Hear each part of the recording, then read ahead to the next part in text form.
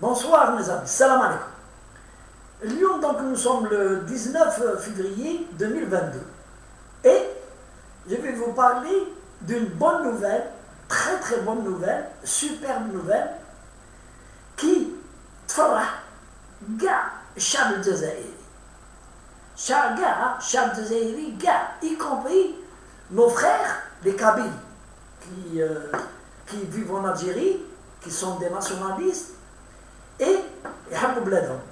En plus de certains qui vivent à l'étranger et qui ne sont pas d'accord quand on s'attaque à l'Algérie de la façon d'organisation terroriste. Il y a pour le combat démocratique, les Kabyles de l'étranger, il y a pour le combat démocratique, ils sont pour le combat démocratique, ils ça bouge. Quand on s'attaque, on veut détruire l'État algérien à cause de leur désirata. Bon, aujourd'hui je parle d'une très très bonne nouvelle, c'est que dans le journal officiel du 13 février, le journal officiel numéro 11, eh bien, l'État algérien kharaj et il a décrété les personnes et les organisations terroristes sur la base du décret exécutif, le décret exécutif le numéro 21-184 du 2 février. Donc, le journal officiel, les noms les mercenaires, les terroristes. Ils sont qualifiés par décret de loi, la loi algérienne les a décrétés comme des terroristes. D'accord? Donc, on va donner un peu les noms, parce qu'il n'est pas. Les noms. Quel en tête? Donc, tu as le MAC, l'organisation terroriste, le MAC, qui sont devenus des terroristes. Farhat Mahani, le chef gourou. Alors, Farrouh Hanafi, Lourghiwi Yugurta, Blabbas Brahim,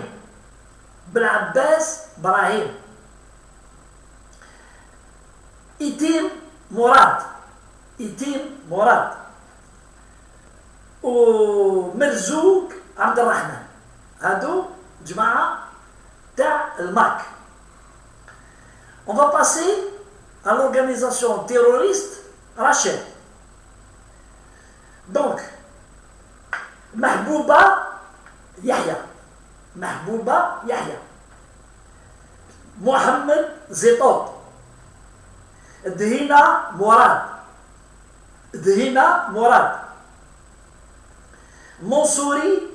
Monsouri Manar, هذيك اللي هربانة في الترك، هذيك زي الطفلة اللي دارت البوتوكس. بلوتو هي الطفلة زي الراجل داير البوتوكس تخرج شواربها باش فمها يولي خامج وتقطع في بلادها. عابد الروح مكي داودي مراد بودراع رضا مسلي رشيد. هذا c'est un avocat هربان il est en Suisse, c'est un affairiste, un avocat affairiste. Boukhars Amir des aides, le bâtard, et le cocu magnifique Aboud Hicham. Les Jama'a qui maintenant sont décrétés par la loi algérienne comme étant des terroristes. C'est fini. L'Algérie, un pays souverain, membre de l'ONU, a déclaré des terroristes. Des mandats d'arrêt ont été lancés contre eux. Donc, on attend la réaction des pays pour les remettre à la justice. Et ça ne va pas se terminer comme ça. Donc, il va y avoir, je pense, la déchéance de la nationalité des terroristes. La nationalité. Ça ne حنا كباب كيما pour de l'argent, ils s'attaquent à leur pays. Donc l'Algérie, aujourd'hui, alhamdoulilah, ya Rabbi, elle a réagi. Elle a réagi et elle travaille, l'Algérie, la diplomatie algérienne, la justice algérienne. Ils doucement mais sûrement, ils ne font pas de vagues. Et récemment, suite à la brouille avec la France, classe, elle a été mise à nu. Elle couvre les terroristes qui vivent sur son territoire. Elle a été mise à nu. C'est fini. Donc aujourd'hui, la France doit réfléchir à deux fois, et je crois que dans le cadre du rapprochement entre l'Algérie et la France, il va y avoir application des lois par respect aux lois algériennes. On ne veut pas dire que extrader en Algérie. Non, il faut les extrader du territoire français. Ce n'est pas à partir de la France, ils insultent ou ils veulent détruire l'Algérie et l'Algérie secte. Non, monsieur Macron, non. C'est pas comme ça.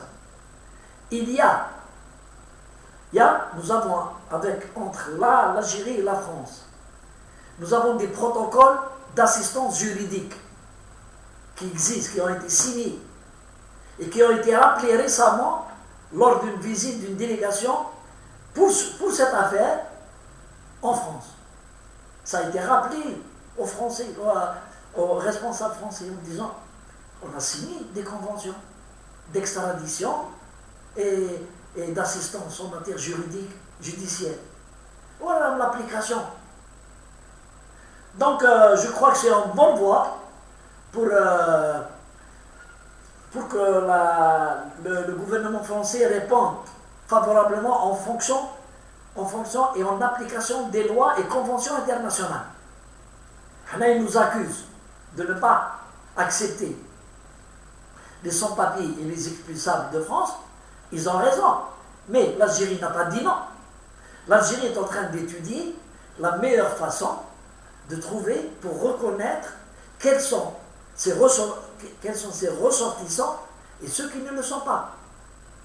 Puisqu'il y a des demandes de laissez-passer qui sont transmises aux autorités algériennes. Les autorités algériennes sont en train de faire des enquêtes. Alors, ils vérifient si les noms qui sont portés sur les demandes de laisser-passer à délaisser aux autorités algériennes, les gens-là sont des Algériens. Et ça nécessite du temps. Et maintenant, la France doit faire la réciprocité dans le cadre des conventions internationales. Nous avons des gens qui sont condamnés par la justice algérienne pour des faits qui n'ont rien à voir avec le délit d'opinion. Ce sont des faits des condamnations pour certains, c'est l'escroquerie qui m'a abouti, et pour d'autres, c'est le terrorisme. Donc, le terrorisme, il est combattu, et la France nous donne des leçons. Le Mali, elle s'engage au Mali pour lutter contre le terrorisme. Alors qu'en France, chez elle, elle couvre des terroristes. C'est ça ce qui n'est pas logique. Ce qui n'est pas logique.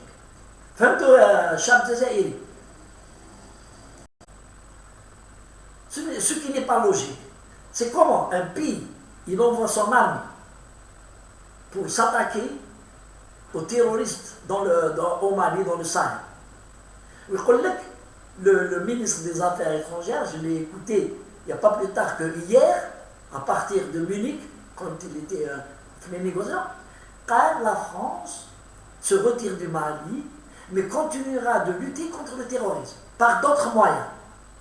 Mais, monsieur Le Drian, vous luttez contre le terrorisme alors que vous abritez des terroristes reconnus par la loi algérienne. À moins que vous ne reconnaissez pas l'État algérien. Vous ne le reconnaissez pas. Vous ne reconnaissez pas la justice algérienne, vous ne reconnaissez pas la diplomatie algérienne.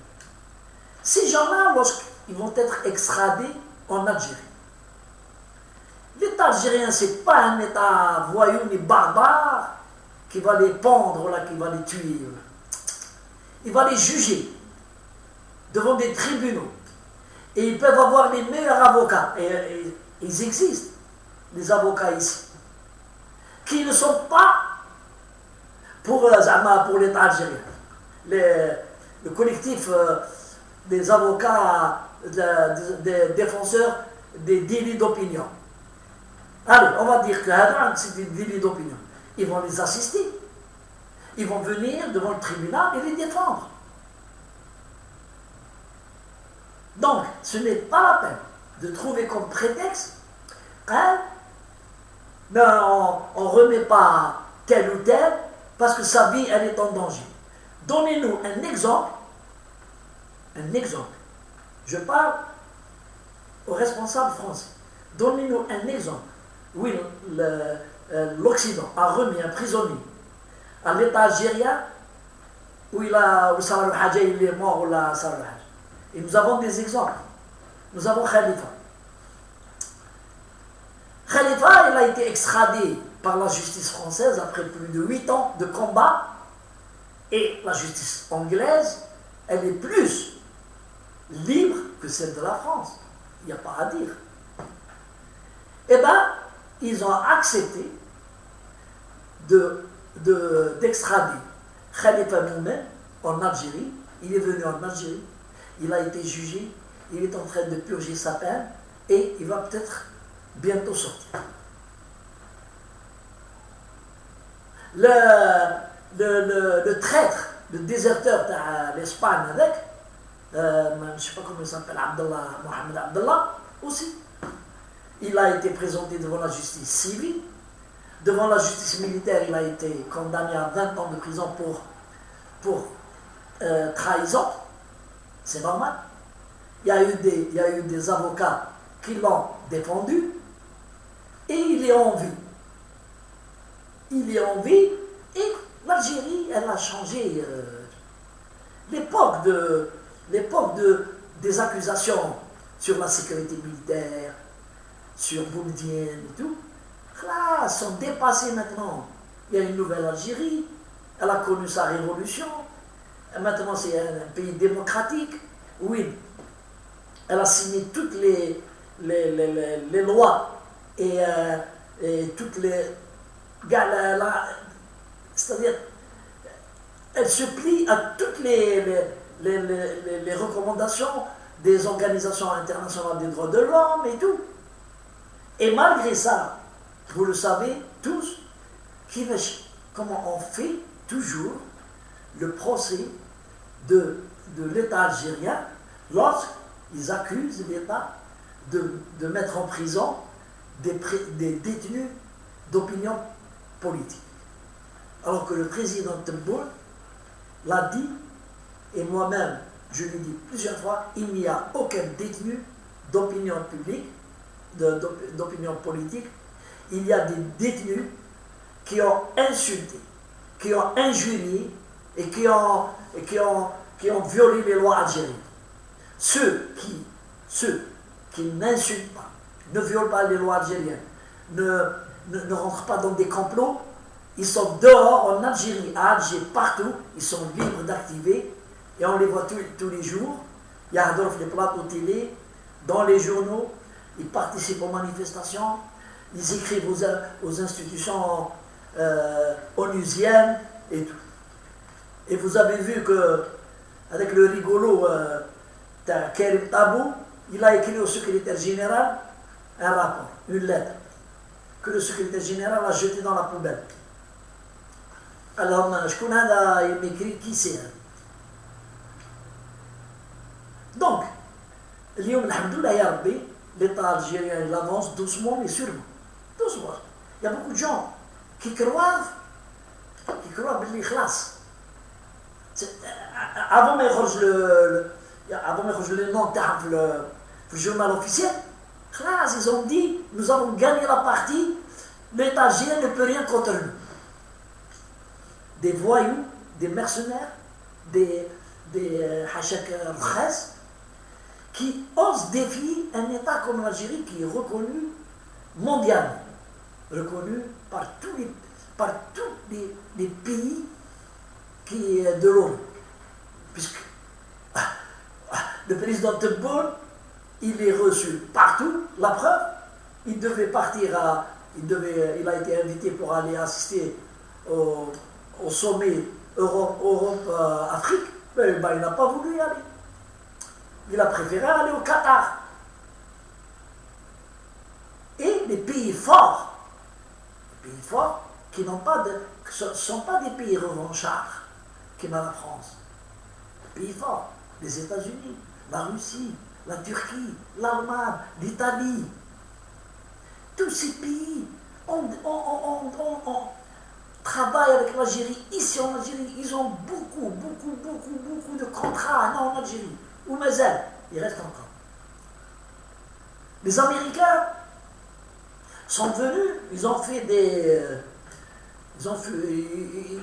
ont examiné la situation de l'Algérie en matière de richesse de l'agriculture, et bientôt, Inch'Allah, ils vont venir, ils vont investir, ils vont ramener même le matériel adéquat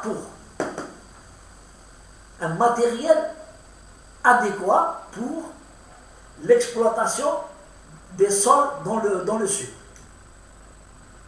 Il ne faut pas oublier que l'Algérie possède la plus grande nappe phréatique dans le monde. À 8000 mètres, je ne sais pas. Très profond, mais gigantesque. Donc, alhamdoulilah ya Rabbi, et moi je demande à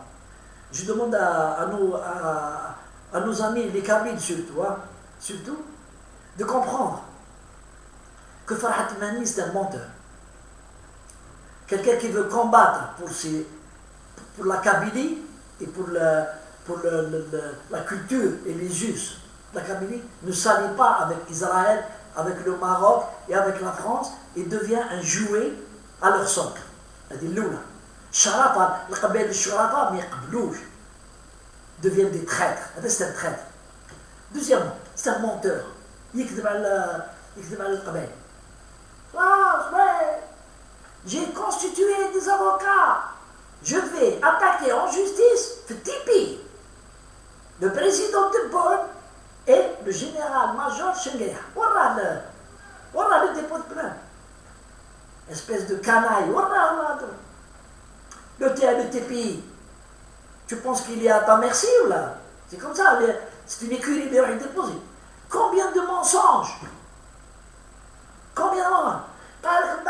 Il y a eu un groupe qui a été envoyé par l'Algérie, qui a été arrêté à Bruxelles, qui devait me tuer.